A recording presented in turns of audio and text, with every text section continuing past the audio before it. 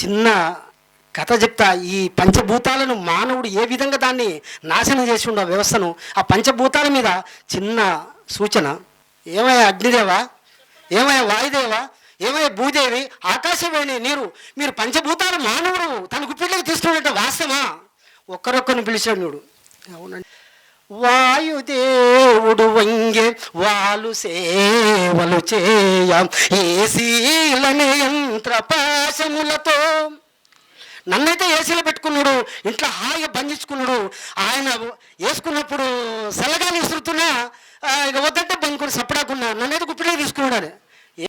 వెలగాలో మండాలో వేచి చూచుచునుండే అగ్నిదేవుడు నరుని ఆజ్ఞ కొరకు. అమ్మ నిన్ను కూడా గుప్పిలో తీసుకున్నాడా? స్విచ్ చేస్తే మండుతుంది, స్విచ్ చేస్తే పొయ్యి మెలుగుతుంది. నన్ను కూడా ఆధీనంలో తీసుకుని అయిపోయింది, నా పని కూడా అయిపోయింది, నేను ఏం చేయలేను. మండుతున్నట్టే నీళ్ళు పోయిన కానీ ఉండడు, సలార్పని కానీ ఉండడు, మండించుకొని మండుతున్న సపడాకు ఉండమంటే ఉంటున్నా. అమ్మా తల్లి గంగా భవాని, నీవు కూడా మానవుని ఆదిలోకి వెళ్ళిపోయినవా? నీరు పల్లె మెరుగు నియమంబు ఛేదించి గంగ వరులమాపి గట్ల కంపే. అయ్యా నేను పడ్డప్పుడు ఇన్నాళ్ళైనా పారుకుంటూ సముద్రంలో కలిసిన కానీ ఈ గట్లకు ఆనకట్టలు కట్టి నన్ను గట్ల కంపలేదు. అయిపోయింది మానవుని చేతులకు నేను కూడా వెళ్ళిపోయినా. ఎక్కడ ఆగమంటే అక్కడ ఆగుతున్నా, ఎక్కడ ఉండమంటే అక్కడ ఉంటున్నా. అట్లా వాడుకున్నా బాగుంటుంది. నన్ను మొత్తం కలుషితం చేసి భూమి మీదకే వదిలేసిండు. తాగనీకే పరిస్థితి లేకుండా వచ్చేసింది నీళ్ళల్లో. అమ్మా మరి నువ్వు అందరికీ అనకుండా ఉన్నావు, మరి నీవు కూడా మానవుని చేతులకి వెళ్ళిపోయినవా? నేను కూడా మానవుని చేతులకి వెళ్ళిపోయినా. ఆకాశమే కుంగే అతని ఆనతో చంద్రుడే తల వంచి అందినాడు. నన్నేది నేను పెద్ద పైకున్నా కూడా నా కాడికి వచ్చి నన్ను ఆకాశం వంగి నేను దిగిండు నా మీద జెండా బాచిండు. అయిపోయింది, నా పని కూడా అయిపోయింది. భూతాపం వచ్చేసింది, అంత భూమి కలుషితం అయిపోయింది. తాగనికి నీళ్లు పనికి రాకుండానే, నేల తల్లి వ్యవసాయానికి పనికి రాకుండా అయిపోయింది. నేల తల్లికి క్యాన్సర్, మానవునికి కరోనా. ఒక రైతులు సేంద్రియ వ్యవసాయం చేసేటోళ్ళు మాట్లాడాలని కోరుతున్నాయి. ఎందుకంటే ఇంతకు సేంద్రియ వ్యవసాయం అంటే ఈడ జంగిరెడ్డి బావ రాలేదు, ఈ ఊర్లో పెద్ద రైతు కుప్పిరెడ్డి జంగిరెడ్డి బాలరెడ్డి పెద్ద కొడుకు. ఆయన ఒకనాడు నేను వస్తే ఇది వండనే పండదు మధుసూదన్ రెడ్డి అన్నాడు. అన్నట్టు 4 ఏళ్ల తర్వాత పంతది మధుసూదన్ రెడ్డి అన్నాడు. తర్వాత ఇంకో 4 ఏళ్ల తర్వాత అది ఊర్మిళక్కతోనే అవుతుంది, మా నుంచి ఎవరి నుంచి కాదని చెప్పిండు అన్నట్లు. నీకేమో నౌకరం వస్తుంది, ఊర్మిళక్కకేమో పట్నం వల్ల పైసలు సంపాదించుకొచ్చింది, అందుకొరకు మీరు ఖర్చు పెడతారు, మా నుంచి కాదు రాబాయి, మాకు ఇది వ్యవసాయం కాదన్నారు అన్నట్లు. అంటే మేము 5-10 ఏళ్ళ నుంచి ఈడ ఒక 7 మంది రైతులు ఉన్నారు. కూర్మారెడ్డి, నేను, ఊర్మిళక్క, సత్యాలు, ఈ కృష్ణ, ఈ మీటింగ్ పెట్టిన ఆయన 6-7 మంది తప్పితే ఇంకొక్కరు కూడా దొరకలేదు మాకు.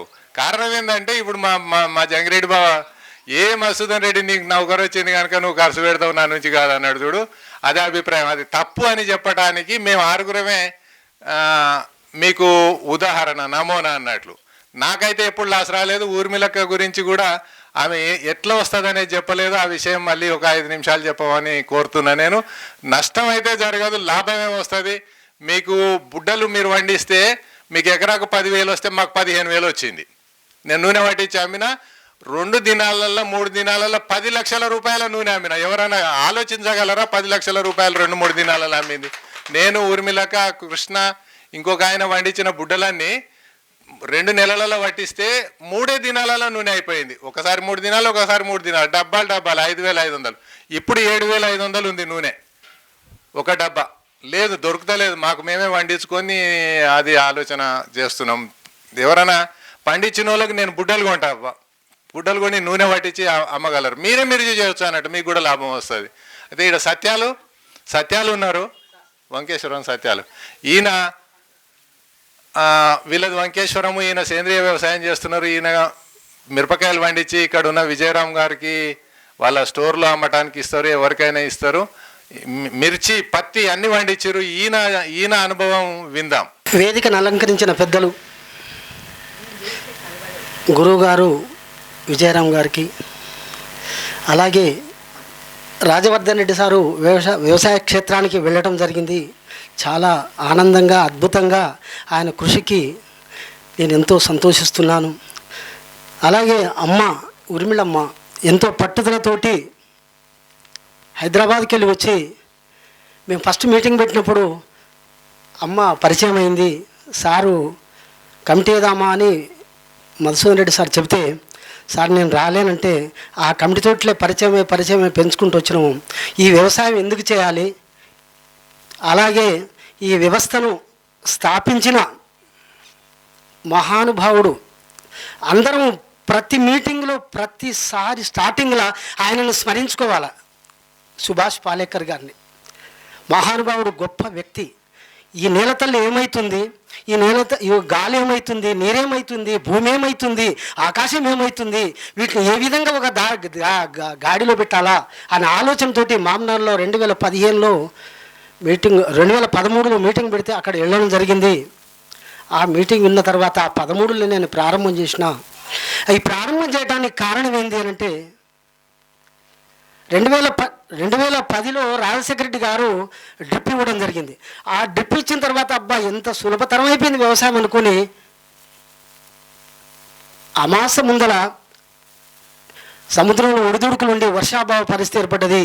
ఎప్పుడు ఆగస్టు మధ్యాహ్నం ఋతుపవనాల గమనంలో నా చిన్న కొడుకున్నాడు, యూరియా పొటాషు సంపు ఉన్నది, డ్రిప్ పరిశ్రమ అయిపోయింది, ఇంకా పని అయిపోయింది అనుకున్నాం. ఆ సంపులో యూరియా వేసినాం. ఆ యూరియా పొటాష్ వేసినాం. సాయంత్రం వరకు మొత్తం సేను ఉన్న కాడికి మొత్తం పారబెట్టిండు. దాదాపుగా 4 ఫీట్లు పెరిగింది ఒక మొక్క, దాదాపు 50-60 కాయలు పట్టింది. అవి వేయకుంటే పంట పడిపోయేది, ఆ కాయలను కూడా బతికిపోయేవాళ్ళం. అదే రోజు రాత్రిపూట వర్షం పట్టింది, ఒక్క మొక్క లేకుండా చనిపోయింది. అందరి చేలు బాగున్నాయి, నా ఒక్క చేనే ఖరాబ్ అయింది. వద్దురానా అనే వ్యవసాయం అనుకున్నాం. అప్పుడు ఎప్పుడైతే మామూలు అక్కడ మీటింగ్ జరిగిందో విలేకరి అంజన్ అని అన్న సేంద్రీయ వ్యవసాయం, నా మొక్క చనిపోయినప్పుడు ఆయన మండల విలేకరి అన్న నువ్వు మాన్నారా, సుభాష్ పాలేకర్ గారు, విజయరామ్ గారు ఇక్కడ మీటింగ్ ఏర్పాటు చేస్తుండ్రు, ఆ మీటింగ్ వెళ్ళిన తర్వాత నీకు అంత అర్థమైపోతుంది నీ పట్టుదలకు నీ కృషికి అని చెప్తే అక్కడ మీటింగ్ వెళ్ళడం జరిగింది. వాళ్ళు ఎప్పుడైతే వాళ్ళ సూచనలు చెప్పిండ్రో వచ్చి ఆ రోజు అన్ని వదిలిపెట్టుకున్నా. ఇంకోటి కారణం ఏంటంటే అంతకుముందు మా పొలంలో ఫర్టిలైజర్ ఎదబెట్టి సాయంత్రం సన్న ముసలాగా పడుతుంది, ఆ జడియం నిండా ఫర్టిలైజర్ పట్టుకున్నది. దాన్ని అమ్మ జర కడిగి ఆడ పెట్టమని చెప్పిన మా అమ్మకి. మా అమ్మ ఏం చేసింది, భూమి మీద కడిగితే పీడపోయేది, ఒక గిన్నెలు వేసింది, 3 లీటర్ల నీళ్లు పోసింది ఆ జడిగంలో. ఆ జడిగం తీసుకపోయి గాడి పెట్టొద్దాం అనుకునే వరకు ఆ పక్కలే బర్రె ఉన్నది, మా అమ్మ గమనించలేదు. వచ్చింది ఆ 3 లీటర్ల నీళ్లు తాగింది, 3 గంటల్లో చనిపోయింది, మొక్క చనిపోతుంది. అయితే ఇంకొకటి, నేల తల్లి వ్యవసాయాధికారి చెప్తాడు, అయ్యా మొక్కకు జర దూరమే పట్టలేదని అంటాడు. ఎందుకు అట్లా మొక్క పెరగటానికి కెమికల్ ఉంది, లోపల ఉన్న బ్యాక్టీరియాని చంపడానికి కెమికల్ ఉంది, మొక్కను చంపడానికి కెమికల్ ఉంది. 87 తర్వాత మాకు ఎప్పుడైతే పత్తి వచ్చిందో ప్రతి ఒక్కరూ హాస్పిటల్కి వెళ్ళి ట్యాబ్లెట్ మింగని వ్యక్తి లేడు. ఈరోజు ఫస్ట్ గ్యాస్, తర్వాత న్యూట్రిన్స్, ఆ ట్యాబ్లెట్లని ఏ మనిషి మనుగడ లేదు. మెడికల్ షాప్లను బతికిస్తున్నాం. వెనకడికి మేము పిల్లలప్పుడు ఎక్కడిది 87 వరకు మాకేం తెలియదు. మా పిల్లలు ఇంటికాడనే పుట్టిండ్రు, పాలు పెరుగు అన్ని నెయ్యి. అయితే చిన్న కథ చెప్తా. ఈ పంచభూతాలను మానవుడు ఏ విధంగా దాన్ని నాశనం చేసి ఉండ వ్యవస్థను, ఆ పంచభూతాల మీద చిన్న సూచన. నారదుడు త్రిలోక సంచారి, ఇంద్రుని దగ్గరికి వెళ్ళిండట నారదుడు. ఏం నారదా, ఇక్కడ ఈ భూలోకంలో ఏం జరుగుతుంది, ఏం భూతాపం వచ్చిందంటున్నారు, అసలు భూమి మీద ఏ మొక్క బతకటానికి వీలు లేకుండా చేస్తున్నాడు మానవుడు అంటే, నేను తెలుసుకొచ్చింది వాస్తవమే. పంచభూతాలు నా గుప్పెట్లనే ఉన్నాయి నేను అనుకుంటున్నా. లేదు నారదుడు చెప్పాడు ఎవరికి, ఇంద్రునికి, అయ్యా పంచభూతాలు మానవుడు తన గుప్పెట్లకు తీసుకొని పరిపాలన చేస్తున్నాడు, నీవేమైనా హాయిగా ఉన్నా నేను అనుకొని దేవలోకంలో హాయిగా ఉన్నావు, ఒక్కసారి భూలోకాన్ని వచ్చి. అరే అవునా, పంచభూతాలను పిలిచి పంచభూతాలు అడిగిండు. ఏమయ్యా అగ్నిదేవా, ఏమయ్యా వాయుదేవా, ఏమయ్యా భూదేవి, ఆకాశవాణి నీరు, మీరు పంచభూతాలు మానవుడు తన గుప్పెట్లకు తీసుకున్నట్టు వాస్తవమా? ఒక్కరొక్కరిని పిలిచాడు నుడు. అవునండి వాస్తవమే. వాయుదేవుని అడిగిండు, ఏమయ్యా వాయుదేవుడు అడిగింది, ఏ విధంగా తీసుకున్నాడు గుప్పెట్లకు? వాయుదేవుడు వంగే వాలు సేవలు చేయ ఏసీలనే యంత్ర పాశములతో. నన్నైతే ఏసీలో పెట్టుకున్నాడు, ఇంట్లో హాయిగా బంధించుకున్నాడు. ఆయన వేసుకున్నప్పుడు సల్లగాలి ఇస్తున్నా ఇక వద్దంటే బందుకుని సపడాకున్నా, నన్నైతే గుప్పిలో తీసుకున్నాడు. అని ఏమో అగ్నిదేవా, నీవు కూడా అదే రకంగా మానవుడి చేతిలోకి వెళ్ళిపోయినావా? నన్ను కూడా గుప్పిట్లో తీసుకున్నాడు, అయిపోయింది నా బతు కూడా మానవుడి చేతిలోకి వెళ్ళిపోయినా. వెలగాలో మండాలో వేచి చూచుచునుండే అగ్నిదేవుడు నరుని ఆజ్ఞ కొరకు. అమ్మ నిన్ను కూడా గుప్పెట్లో తీసుకున్నాడా? స్విచ్ చేస్తే మండుతుంది, స్విచ్ చేస్తే పొయ్యి మెలుగుతుంది. నన్ను కూడా ఆధీనంలో తీసుకుని అయిపోయింది, నా పని కూడా అయిపోయింది, నేను ఏం చేయలేను. మండుతున్నట్టే నీళ్ళు పోయిన కానీ ఉండడు, సలార్పని కానీ ఉండడు, మండించుకొని మండుతున్న సపరేట్గా ఉండమంటే ఉంటున్నా. వాయువు అయిపోయింది, అగ్నిదేవుడు అయిపోయిండు, నీరు జలాన్ని అడిగిండు. అమ్మా తల్లి గంగా భవాని నీవు కూడా మానవుని ఆదిలోకి వెళ్ళిపోయినవా? నీరు పల్లె మెరుగు నియమంబు ఛేదించి గంగ ఎర్రలనాపి గట్ల కంపే. అయ్యా నేను పడ్డప్పుడు ఎన్నాళ్ళైనా పారుకుంటూ సముద్రంలో కలిసిన కానీ ఈ గట్లకు ఆనకట్టలు కట్టి నన్ను గట్ల కంపలేదు. అయిపోయింది, మానవుడి చేతులకు నేను కూడా వెళ్ళిపోయినా. ఎక్కడ ఆగమంటే అక్కడ ఆగుతున్నా, ఎక్కడ ఉండమంటే అక్కడ ఉంటున్నా. అట్లా వాడుకున్నా బాగుంటుండే, నన్ను మొత్తం కలుషితం చేసి భూమి మీదకే వదిలేసిండు. తాగనీక పరిస్థితి లేకుండా వచ్చేసింది నీళ్ళల్లో అని నీరు చెప్పింది. ఇంకొకటి ఆకాశం ఉంది. అమ్మా మరి నువ్వు అందరికీ అన్నకుండా ఉన్నావు, మరి నీవు కూడా మానవుని చేతులకి వెళ్ళిపోయినవా? నేను కూడా మానవుని చేతులకి వెళ్ళిపోయినా. ఆకాశమే కుంగే అతని ఆనతో చంద్రుడే తల వంచి అందినాడు. నన్నేది నేను పెద్ద పైకున్నా కూడా నా కాడికి వచ్చి నన్ను ఆకాశం వంగి నేను దిగిండు, నా మీద జెండా బాచిండు. అయిపోయింది, నా పని కూడా అయిపోయింది. భూతాపం వచ్చేసింది, అంత భూమి కలుషితం అయిపోయింది. తాగనికి నీళ్లు పనికి రాకుండానే, నేల తల్లి వ్యవసాయానికి పనికి రాకుండా అయిపోయింది. నేల తల్లికి క్యాన్సర్, మానవునికి కరోనా, ఎక్కడికి వెళ్ళి వచ్చిన ఈ రోగాలు. నిరోధక శక్తి లేకుండా మొన్న కడతాల దగ్గర ఒక మీటింగ్ జరిగింది. ఆ మీటింగ్లో చెప్పడం జరిగింది దేశీ విత్తనాల మీద. ఇంకొక 10 సంవత్సరాలలో ఈ తెల్లగుడ్డుని తిన్న వాళ్లకు సంతానం అయిపోతుంది, తినకండి. 40 రోజులలో కోడి తయారవుతుంది, 4 వారాలలో కోడి గుడ్డు పెడుతుందంటే ఆ గుడ్డులో దాంట్లో ప్రాణం ఉందా లేదా? ఏ పక్షైనా ఏ జంతువుని గుడ్డు పెట్టానంటే అది తప్పకుండా పొదుగుతుంది. కానీ ఈ గుడ్డు పొదుగుతుంది ఎందుకు? దాంట్లో ఆ పరిస్థితిని తీసుకొచ్చి పెట్టిన మానవుడు. మానవాళికి ఆకర్షణ, అరే 40 రోజులు చికెన్ తయారవుతుంది, 2 కిలోల కోడి తయారవుతుంటే నవ్వుకొని తింటున్నాం దాని బొక్కను. ఇప్పుడున్న నాటుకోడి బొక్కను ఒకరు కొరకని చూద్దాం, దాన్ని కొరకుతారేమో. అంటే వ్యవసాయం ఇప్పుడు భూమి కలుషితం అయిపోయింది, నీరు కలుషితం అయిపోయినవి. భూతాపం వచ్చి అతివృష్టి అతివృష్టి వల్ల రైతు నానా ఇబ్బందులు పడి లాస్ట్కు ఈ రసాయనిక వ్యవసాయంతో వద్దురానైన ఈ వ్యవసాయాన్ని అప్పులు వద్దు, ఈ సంవత్సరం పోతే వచ్చే సంవత్సరం పోతుందా, వచ్చే సంవత్సరం పోద్ది అనుకుంటున్నాయి. లాస్ట్కు వచ్చే సంవత్సరం అనుకుంటే 10 ఏళ్ళ ప్రాణాలు వదులుకున్న సందర్భాలు ఎంతోమంది మనం చూస్తున్నాం. కాకపోతే ఇప్పుడు ఈ పంటల్లో నేను అమ్మకు ఎప్పుడైతే పరిచయం అయిందో ప్రతి సంవత్సరం అమ్మ దగ్గరనే ఒడ్లు కొనుక్కొని పోయి ఆ బియ్యం పట్టించుకొని తింటున్నా. సారు డాక్టర్ గారు నూనె పట్టిస్తే ఆ నూనెను వాడుకొని తింటున్నాం. మనం ఏం చేయాలా? ఈ వ్యవసాయం మనం ఎందుకు చేయాలా? ఎవరి కొరకు చేయాలా? మనం ఎప్పుడైతే బాగుంటామో, మన నేల తల్లి ఎప్పుడైతే బాగుంటుందో మన సమాజం అందరం బాగుంటాం. మన నేల తల్లిని ఎప్పుడైతే కాపాడుతామో మన సమాజం అంతా బాగుంటుంది. అరే నేను ఏం తింటున్నా, విజయరామ్ సార్ దగ్గరికి నేను ఫస్ట్ హైదరాబాద్ వెళ్ళినప్పుడు వరి విత్తనాలు మాత్రం ప్రతి ఒక్కరికి అయ్యా ఇవి తీసుకొని పోండి, ఇగో ఈ వెరైటీలో ఏ గుణం ఉంది, ఈ వెరైటీలో ఏ గుణం ఉంది, మీరు తీసుకొని పండించుకోండి, మీ ఇంటి వరకు తినండి, మీరు మీ కుటుంబాన్ని కాపాడుకోండి అని చెప్పడం జరిగింది. వరిలో ఏముంది?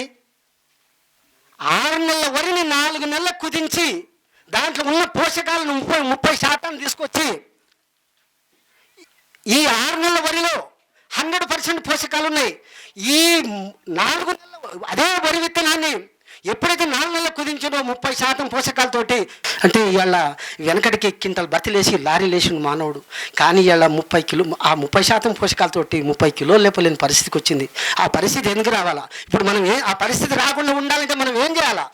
ఆ పరిస్థితి రాకుండా ఉండాలంటే సుభాష్ పాలేకర్ గారి విధానము, విజయరామ్ సార్ సూచనలు, అమ్మ ఉరిమలు చెప్పే సూచనలు అవి తప్పకుండా పాటించినప్పుడే మన కుటుంబం బాగుంటుంది, మన సమాజం బాగుంటుంది, అన్ని కలుషం లేకుండా బతకగలుగుతాము. ఇప్పుడు నేను ప్రస్తుతానికి నా వ్యవసాయ క్షేత్రంలో మిరప, కాకపోతే మాది సారవంతమైన నల్ల నేలలు. ఏ పంట అయినా పండుద్ది. కాకపోతే ఇప్పుడు నేను ఓన్లీ మిరప మాత్రమే పండిస్తున్నా. ఈ సంవత్సరం నేను సరే కొంత మిరప వేసిన, కొంత పత్తి వేసిన, 1 లీటర్ మందు కొట్టలేదు. ఈ కషాయాలు జీవామృతం వాడినాము. ఎకరాకు అందరితో పాటుగా నాకు వాళ్ళకి 6 క్వింటాలు వచ్చింది, నాకు 6 క్వింటాలు వచ్చింది. లేకుంటే వాళ్ళకు 10 క్వింటాలు, వర్షం పడుకొని నాశనం కాకుండా 10 క్వింటాలు వచ్చేది. 1 లీటర్ మందు కొట్టలేదు. ఎందుకు కొట్టలేదను పద్మారెడ్డి సార్ దగ్గర ఆయన కోకుడు గాలితోటి ఒక 4-5 రకాల సీతాఫల విత్తనాలతోటి నాకు ఇవ్వడం జరిగింది. అది మాత్రం 2 సార్లు స్ప్రే చేసిన. జీవామృతం 10-15 రోజులకు ఒకసారి స్ప్రే చేసిన. నా లోతు పెరిగింది. పంట పండాలంటే నేల తల్లి ఆరోగ్యంగా ఉన్నప్పుడే మన పంట సరిగ్గా పండుతుంది. అమ్మ ఆరోగ్యంగా ఉన్నప్పుడే చక్కని సంతానాన్ని ఇస్తుంది. అమ్మ క్యాన్సర్ పేషెంట్, భూతల్లి క్యాన్సర్ పేషెంట్ అయితే మనం కూడా ఒక క్యాన్సర్ పేషెంట్ అవుతాం. పెట్టుబడి లేని వ్యవసాయం నా గురువు గారు నాకు చెప్పిన నినాదంతో మిరప పండిస్తున్నా. ఏ కష్టం లేదు, ఏ తెగులు లేవు. అందరి మిరప తోటని పోయి ఇప్పుడు నా మిరప తోట పూస్తుంది, కాస్తుంది, బ్రహ్మాండంగా ఉంది. కాకపోతే ఎందుకు ఒకసారి సరే ఆ ఫోటోలు లేవు. కాకపోతే ఎవరైనా అడిగినా, ఎవరు నెంబర్ పెట్టమన్నా ఇప్పుడు నా తోట పెడతా. వాళ్ళు మిగతా వాళ్ళ తోట గురించి ఫోటోలు పెడతా. నల్ల తామర వచ్చింది. నల్ల తామర చాడ లేకుండా పోయింది ఆ పద్మారెడ్డి ఇచ్చిన ఆ మందుతోటి. విషముషి కషాయము కారుమంగ దగ్గర లావణ్యారెడ్డి, అమ్మ నువ్వు పాలేకర్ గారు చెప్పిన విధానాన్ని పాటిస్తున్నాం బాగానుంది, కానీ ఈ ముడత ఎందుకు పోయిందో చెప్పమంటే, ఏం లేదు, నేను విషముషి కాయలు తెచ్చిన, దంచిన, 1 కేజీ కాయలకు 1.5 లీటర్ మూత్రం వేసి ఊరబెట్టిన, దాన్ని కొడుతున్న ఏ పురుగు వస్తలేదు. అంటే ఇవాళ జీవామృతము ఎంత విలువైనదో, ఎంత ఆవు మూత్రంలో ఏముందో, మనకి గజ్జలేస్తే ఎంత దురద పెడుతుందో, తెగుళ్ళకు మాత్రం అంత దురద పెడుతుంది. పొలంలో మాత్రం 1 క్రిమి కీటకం ఉండదు. ఆవు మూత్రంలో అంత పవిత్రమైన గుణం ఉంది. ఆవు ఎరువు ఒక్కసారి వేస్తే 3 సంవత్సరాల వరకు మనం ఎరువేయాల్సిన పని లేదు. జీవరాశి మా పొలంలో నేను 2014లో మధ్యమడికెళ్ళి లారీలో ఎరువు తీసుకొచ్చి పోసినము, పత్తి వేసినాము. ఆ బ్రహ్మాండం కాయలు పట్టింది. ఆ పత్తి కాయలు పందులు వస్తాయని కాయలు పడుకున్నాం. జీవామృతం స్ప్రే చేయండి, 1 పంది కూడా 1 కాయ ముట్టుకోదు. నాకు తెలియదు అది ముట్టుకోదని. పశువు తినదు, పంది తినదు, పురుగు తినదు. వేప కషాయం కలిపి కొట్టినామంటే పురుగు ఏమైనా పుట్టినా కూడా అది పెద్దగా కాదు, గుడ్డు పెట్టదు. గుడ్డు పెట్టినా పురుగు అయినా అది తినదు. అంతటితోటి దాని జీవితం నాశనం అయిపోతుంది. ఆ రోజు రాత్రిపూట 4 దిక్కులు పనుకున్నాం కావలి. రోజు డ్రిప్పుతో నీళ్ళు పెడుతున్నాం. ఆ వానపాములు ఎప్పుడైతే కట్టలుగా మొదళ్ళ దారిములు ఉన్నాయో, పందుల గుంపు చక్కగా నా మీదకి వచ్చింది. దాదాపు 100-150 ఉండే నా పచ్చి. అవి చక్కగా పొద్దున పనిచేసిన అలసి పడుకున్న చక్కగా నా మీదకి వచ్చేసి నా గుంపు. అరే ఏమో నా పచ్చినంత అయిపోయా కదా, నేను ఏమని ఎదురుపోయినా అనుకుని లేచి చూస్తే 1 కాయ ముట్టుకోలేదు. లేచి చూసి బ్యాటరీ చూస్తే మొత్తం చేనంతా తోడుకొని వానపాములు తింటున్నాయి. వానపాములు అంత ఉత్తేజమై ఆ జీవామృతం ఎప్పుడైతే మనం 15 రోజులకు ఒకసారి ఆ నేల తల్లికి ఇస్తామో, నేల తల్లి ఆరోగ్యవంతమయ్యి ఆ వానపాములు పైకొచ్చి ఉన్న చెత్త చెదారినంత ఎరువుగా మార్చి ఆ మొక్కకి ఎప్పుడైతే సత్వ పెరుగుతుందో బ్రహ్మాండంగా పెరుగుతుంది. ఇప్పుడు నా వ్యవసాయం చాలా ఆనందంగా ఉంది. నేను పండించిన పంటను ఎంతమంది అడిగినా ఎవరికి ఇవ్వకుండా విజయరాజు సార్కే ఇస్తున్నా. నా మిరపను మాత్రం సార్కి ఇస్తున్నా. రాబోయే రోజుల్లో పసుపు, అల్లము, ఎల్లిగడ్డ ఇవన్నీ పండియాలని ఆలోచన ఉన్నా. కొద్ది ఇబ్బందుల వల్ల పండియలేకపోయినా ఇప్పుడైతే మిరప అయితే పండిస్తున్నా. వచ్చేసారి కంప్లీట్గా మిరప వేయాలని ఆలోచిస్తున్నా. ఆ మిరప ఎందుకంటే డాక్టర్ సాబ్ ఒక బుక్లో నా పేరు ఎప్పుడైతే అడ్వర్టైజ్ ఇచ్చిండో, అయ్యా నీ కాదు నువ్వు మిరపను పండిస్తున్నావు అంట, కారం కావాలి మాకు, నీ దగ్గర ఉందంటే, సార్ ప్రస్తుతానికైతే ఇప్పుడు లేదు, అంతా సార్కి ఇచ్చి విజయరామ్ సార్కి ఇచ్చేసిన. రేపు వచ్చే సంవత్సరంలో పెంచి ఇవ్వగలుగుతా. ఇప్పుడు ఏమైనా 15 కిలోలు ఇస్తా, విజయరామ్ సార్కి సరిపోతులేదని చెప్పిన. వ్యవసాయం అయితే చాలా బాగుంది. ప్రకృతి వ్యవసాయానికి అందరూ మన ఇంటి వరకన్నా సరే చేయకున్నా 1 మడి అది 1 మడి ఇది 1 మడి చేసుకొని, అరే ఎట్లా ఉంది దీన్ని, ఏ విధంగా ఉంది, ఆ సూచనలు పాటిస్తే అరే రేపు నా క్షేత్రాన్ని మొత్తం వ్యవసాయానికి మార్చాలని ఆలోచన ప్రతి ఒక్కరికి వస్తుంది. ఈడ ఉన్న ఇంతమంది మనిషి ఒక్కరికి 10 మంది చెప్పినా 1000 మంది తయారవుతాం. మనం దాన్ని మార్చినాడే మనం బాగుపడతాం, మన కుటుంబాలు బాగుపడతాయి, మనకు పిల్లల ఆరోగ్యం పడి చాలా లాభదాయకంగా ఉంది. ఆ రేటు కూడా నేనేం నిర్ణయించలేదు, సారే నిర్ణయించుండు. ఆ సార్ రేటుకి ఇచ్చేస్తున్నా. చాలా బాగుంది. అది ఏనాడు ఫర్టిలైజర్స్ పండించినంత పత్తి అంత సేటుకు పోయేదిగా మిరపకాయల పైసలు మిగిలాయి. ఇలా చాలా ఆనందం ఉంది, అద్భుతంగా ఉంది. నా ఇంటిల్లి పాదులు ప్రతి ఒక్క విషయంలో నాకు చేదోడుగా బాధోడుగా ఉండి అందరూ దీన్నే చేయాలని ఆలోచన మీద ఉన్నాం. కాకపోతే కొంతమంది ఇంకా తెలియక దానికి దాన్ని ఆచరిస్తలేరు. అందరూ ఆచరించాలని తెలుపుకుంటూ ఇచ్చిన అవకాశాన్ని వినియోగించుకుని ధన్యవాదాలు ముగిస్తున్నాను సార్. 90599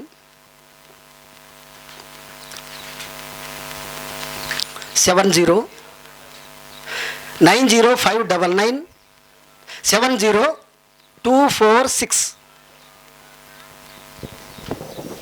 వీరు సత్యాలు గారు మీకు అన్ని జీవిత సత్యాలు చెప్పారు. అయితే ఈయన కూరగాయలు కూడా పండించి ఐఫార్మ్స్ అని హైదరాబాద్కు తీసుకెళ్ళినారు. ఆయనకు ట్రాన్స్పోర్ట్ కష్టమై పండించలేకపోయారు. లాభసాటిగానే ఉన్నది కూరగాయల వ్యవసాయం. పత్తి కూడా పండించండి, సేంద్రియ వ్యవసాయమే. ఇప్పుడైతే మిర్చి పండిస్తున్నారు. మిర్చికి చాలా డిమాండ్ ఉంది. ఆయనకు మిగతా వారికి చెప్పులు బయట ఇడ్సండి అమ్మా, కొంచెం నిశ్శబ్దంగా వచ్చి కూర్చోవాలి దయచేసి. వీరంతా ఇప్పుడు వచ్చిన వాళ్ళంతా వీరు